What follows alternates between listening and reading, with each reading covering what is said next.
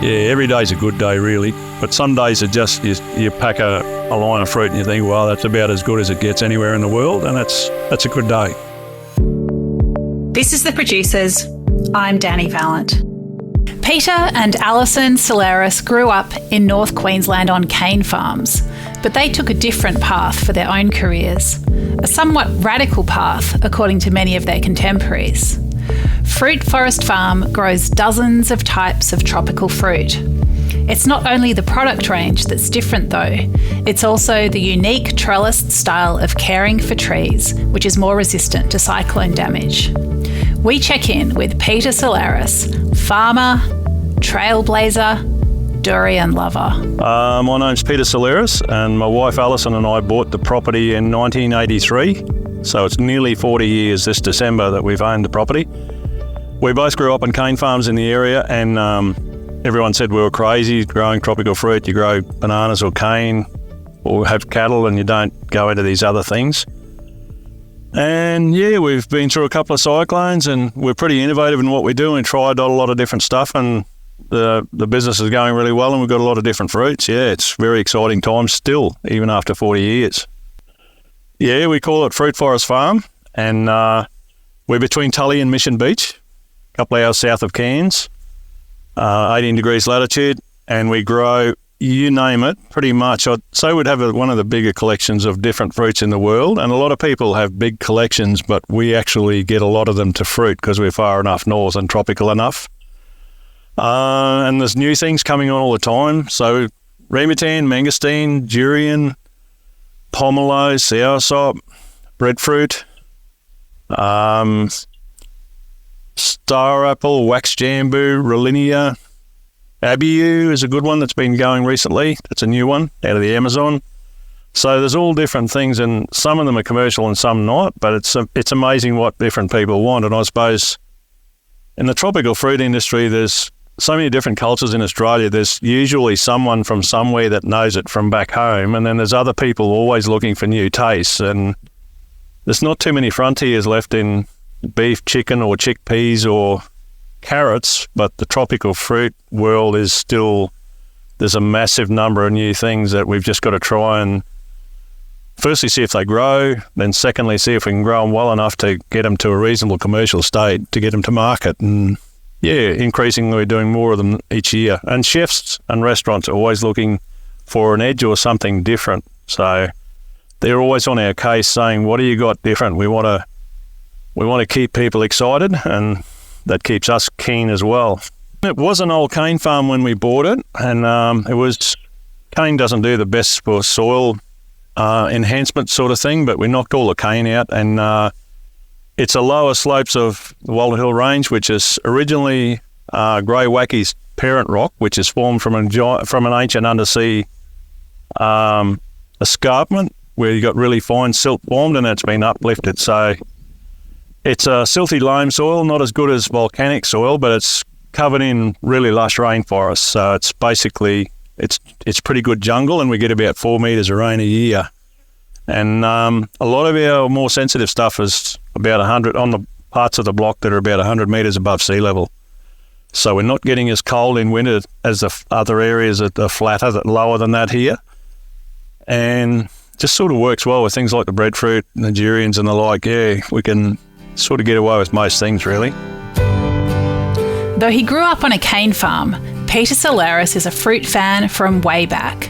How did his love of fruit and his dislike of crawling around roof cavities steer him into life as a tropical fruit farmer? When I was a kid, and I was born in 1954 and used to ride a push bike on dirt roads to school, which doesn't seem to happen much anymore, but we used to throw guavas at each other on the way home. There were wild guava trees on the road to and from school, and we'd eat fruit. And we growing up in cane farm, there was always backyard orchard of different things, and so I sort of liked that concept, and we grew up with fruit to some degree. And I'm an electrician by trade, and I'm 6'3", so crawling around in ceilings in summertime to put fans in wasn't my dream job, and I liked the idea of working outdoors, and I just liked the orchard scene, and I've always been one to tackle things that people reckon are too hard. And I could see sugarcane wasn't going to go good in our family line because you just needed more area and more area every year to be viable. Whereas as tropical fruit, we don't use much area of the land that we've got. Property's 220 acres in total, but 160 of that is rainforest.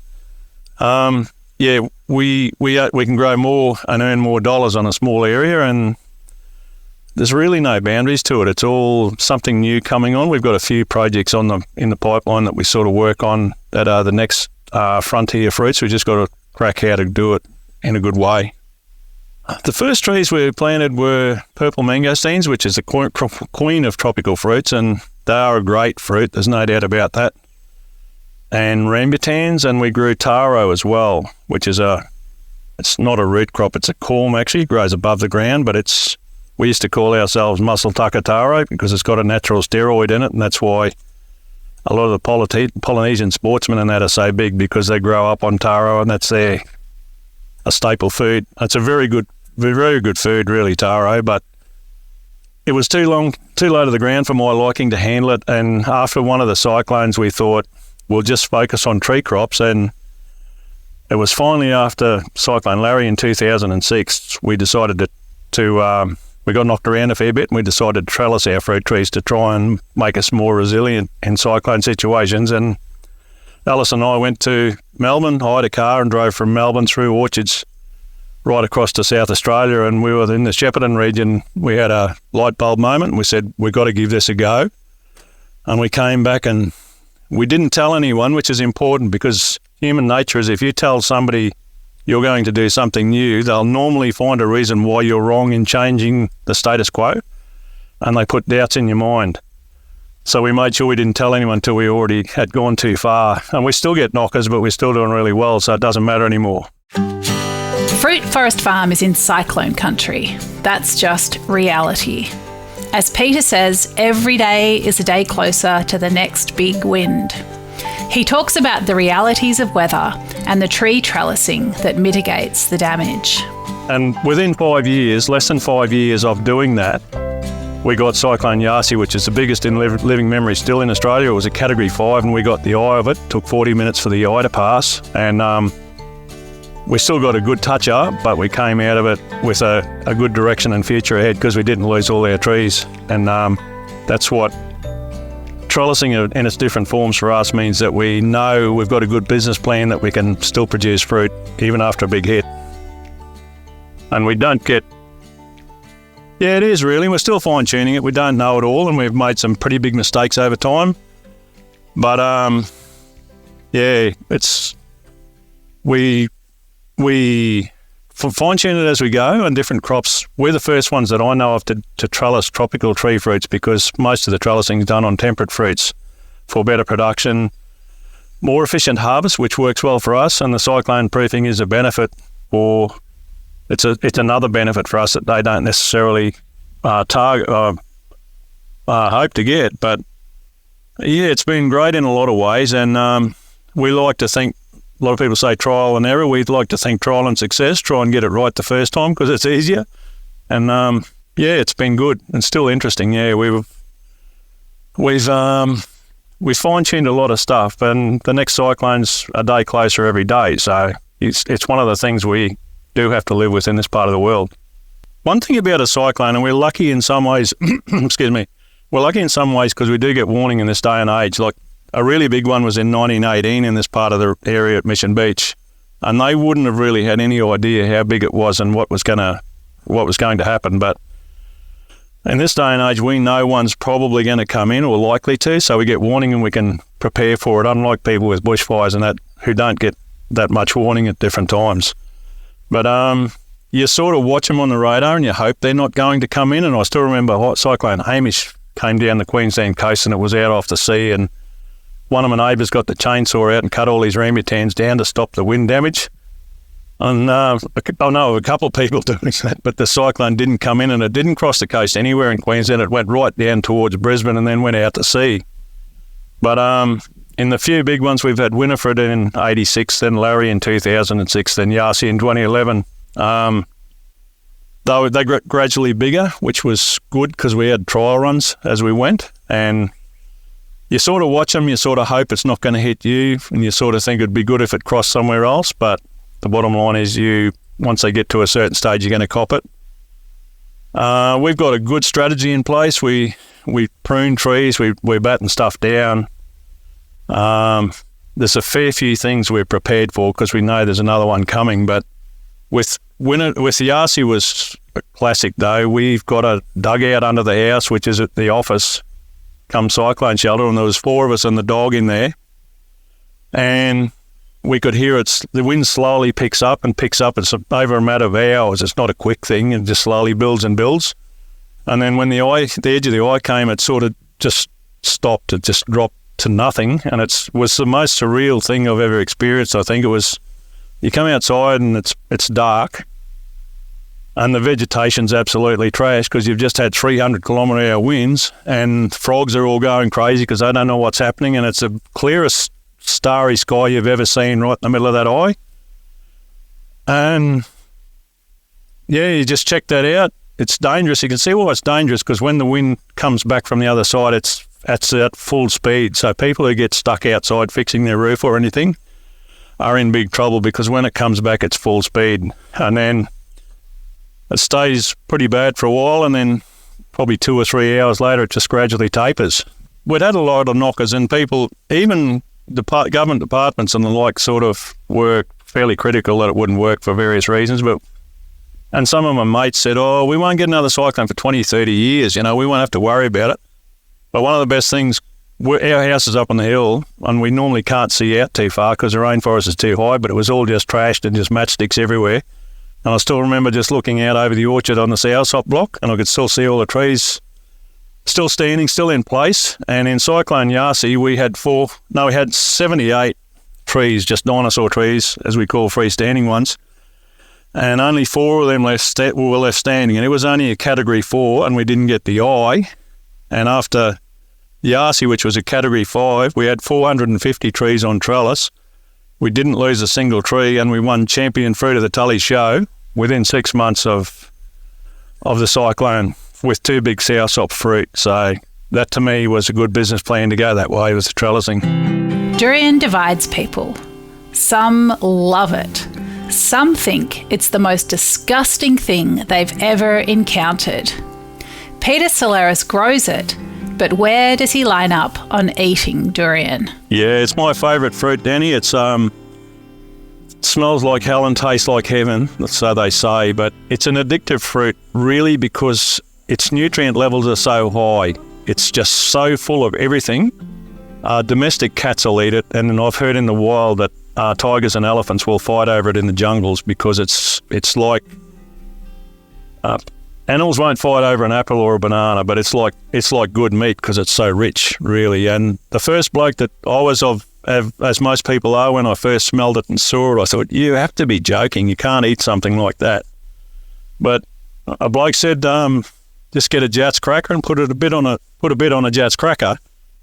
And what it is, your head's then thinking savoury, and it is more savoury than fruity at times. And then you have a little bit, and then you sort of try a bit again, because everyone, they're like religious fanatics trying to get you to try it, because once they're hooked, they want everyone else hooked. And I tried it a few times, and then it sort of grabbed you. You become addicted to it, because I think your body's saying, this is good for you, eat it. Orangutans have lived on it for millions of years. It's going to be good for you as well. And it's a bit like wine, I suppose. There's a lot of different durians. So if you've eaten one in Bali and you didn't like it, don't write durians off, because there's a lot of different strains. It's like wine. There's a lot of beers and wines that I don't like either, but you find the type that you like. It's the holy grail, really. The first durian in the season for us is normally a gob or something like that, which are not the prime ones, but when you haven't had any for a long time, that's still a good one. But one that springs to mind is Pormani, is a variety you get in Thailand. I do like the Montong, which is a pretty common one in Thailand too, because it's a sweet, custardy, fluffy one. And I like that custard caramel, bit of chocolate sort of flavour. Yeah, it's a good one that I like. Some people like them really savoury, and they like more of that oniony, sort of thing, but I like the sweet custardy types. And we're doing a lot of trial there with durians because we need Aussie durian selections, and we've got a lot of seedlings from other countries which are their best types. And we're trialling them here in Australia to see what... and we've got a couple of standouts already that are Aussie-bred durians that look like they're going to perform well and taste phenomenal. Does a farmer ever finish work? Probably not. So how does Peter Salleras manage the endless list of tasks on Fruit Forest Farm? So every day is pretty different. There's always something on any farm. You never really finish work. You never ever catch up. And ours is probably even more like that. We sort of there's just always something seems to be due. You never can sit back, but you need to learn to switch off and say, well, we can't get it all, we'll just get what we can. And then you see something fruiting for the first time, or it's a new flowering of the season coming, that energises you, and you sort of think, well, here we go again. And I suppose we've made right for our own back to some degrees. If you just grew, say, lychees or something, or mangoes, that would be a lot simpler because your season finishes and you just do your maintenance work and tidy up. But we're picking pretty well all year, which is good for cash flow and keeping everyone employed. But it means you don't sort of get too many breaks unless it's, particularly this winter, it was very warm. We've even got breadfruit still hanging now. We'll probably pick some this week. And that's the first time I've ever seen breadfruit flower and fruit through wintertime. So because it was a warm winter, things haven't slowed down much. So each season can be different as well. We do eat a lot of fruit because you're continuously sampling what you pack because we want to make sure the flavour's right. And that's not as everyone knows, is that you can fairly easily buy some pretty ordinary fruits, even avocados. I bought some recently and 4 out of 4 I had to throw away basically because they're brown inside.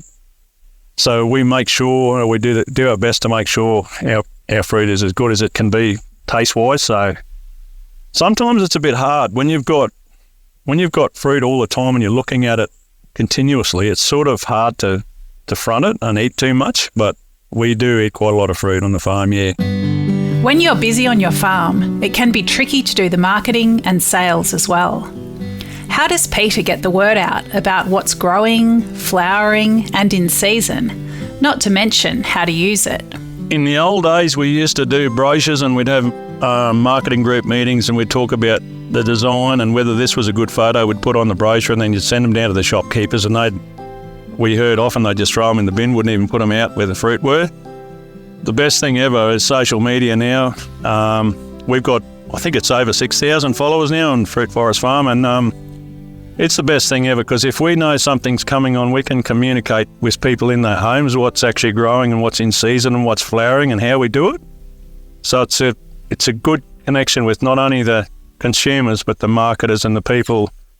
Chefs, we've got a lot of chefs that we're dealing with now, and they follow what we're up to, and they're always after something different that they can add to their menus, or some of them are anyway. Some of them will stick to the same thing forever. But yeah, it's exciting, I think, because social media is free and it's so interactive with people, and we can direct people to which shops are likely to have our fruit at different times, which works in both ways for them and us. So that's one of the later innovations. It's a lot better than the old days when we used to do brochures and use fax machines.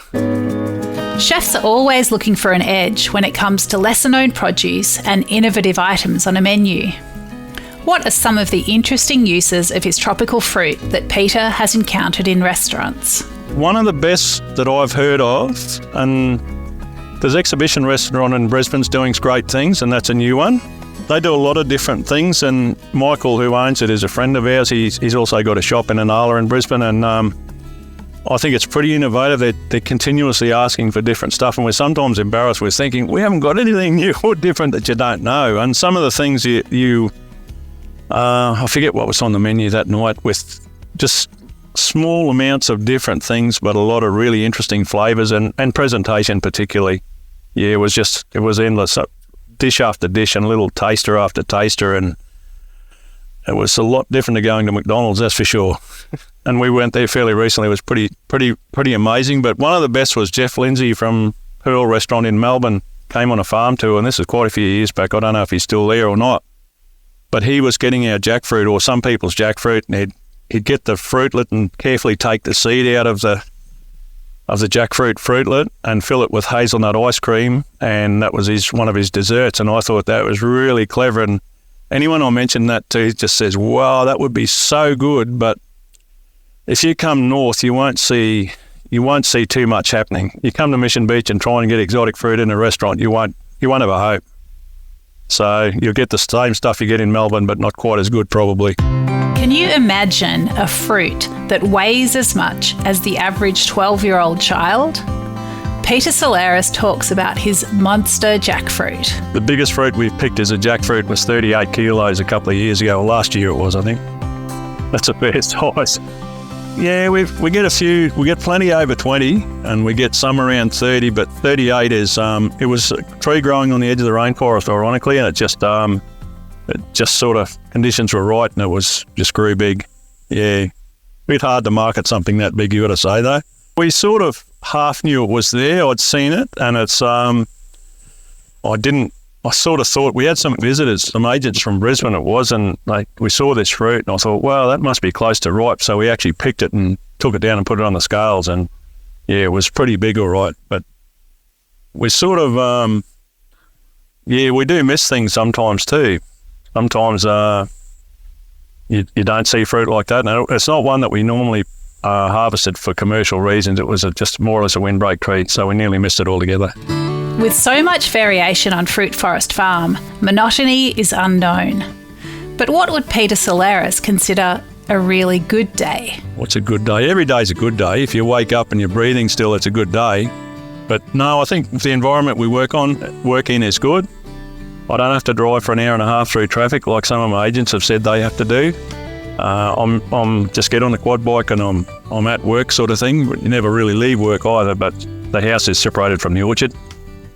It's a good day when everyone's happy with what they're doing and there's a bit of fruit coming on, and yeah, we don't have many bad days. We have things that test our patience, machinery, mechanical breakdowns, and sometimes there's pest pressures from different things. But most things we net now. We've got cassowaries here, big scale on the property, and you got the biggest fruit-eating bird in the world. You've got to sort of be prepared to take some losses, but they're not as bad as some of the other things as well. So yeah, every day's a good day really, but some days are just you pack a line of fruit and you think, well, that's about as good as it gets anywhere in the world, and that's a good day. I like the independence. It's up to our own resources for how big or small we can get it, and people say, are you going to expand? And my answer is definitely not at this stage anyway, because we've got 6 people most days, and if we're busy we get up to 10 during the season, and that's a good number of people that you can work well with and get the right end result and the right quality control. I think having grown up on a cane farm where you eat a little bit of cane to taste the sugar, and then it's as far as you can see, you don't eat much cane, whereas the diversity of things we pack and the quality of what we pack and eat and get the chance to eat and do taste is pretty satisfying. And when you get agents or shops putting your brand name on stuff and putting it, I saw a sign that a Brisbane shopkeeper had done saying Fruit Forest Farm jackfruit. Today somebody showed me that, and that's really satisfying when you know people appreciate what you're doing and how you do it. And that's what I like. And then financially it's great. We do well. We haven't had any debt for a long time. And I think we've done some hard yards to get to this stage, I've got to say, but once you work out what to do and how to do it, it's pretty satisfying. I think we're not affected by some of the big worldly things that some other primary producers are, like the big scale things like sugar and that. You're really just a pawn in the game really, because you don't have control over what you're doing, whereas all we need is a pallet and a box and something to get it there, or an aeroplane to get it to market, and we're still in business. So we do different types of packaging. We grow a lot of different fruits. So we don't need a sugar mill or anything to process our crop. We just put it on a pallet and do the best we can, and it's a fairly simple process in some ways when you say it quickly. Peter Salleras is a happy farmer. He loves where he lives in the Queensland tropics. He's making enough money and he's in control of his supply chain. His farm is not too big, yet not too small either. And he shares his land with wampu pigeons, fig parrots, musky rat kangaroos and red-legged paddy melons. Add in one of the world's largest commercial collections of tropical fruit and life is pretty good indeed. There's only one thing left to say. Peter, pass me some durian.